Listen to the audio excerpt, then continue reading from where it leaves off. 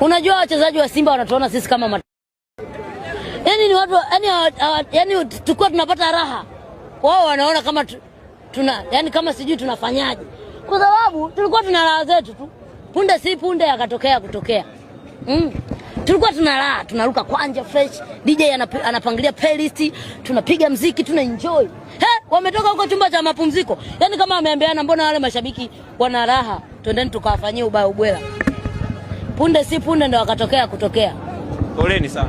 No bye bye. Wakija anasema mnatolea macho hivi sasa ligi kuu na F1. Kwa kweli. Bora tuishie hapa. Tumeishia hapa. Robo tujaibika. Labda twende robo ya nyama. Unataka kuongea na Mwarabu? Nataka niongee na Mwarabu mmoja. Mute mmoja huyu hapo. Huyu hapa. Asalamu alaykum. Akhi. How are you? Alafu hawa msione kwamba ni watu special sana. Hawa wenyewe wahuni tu.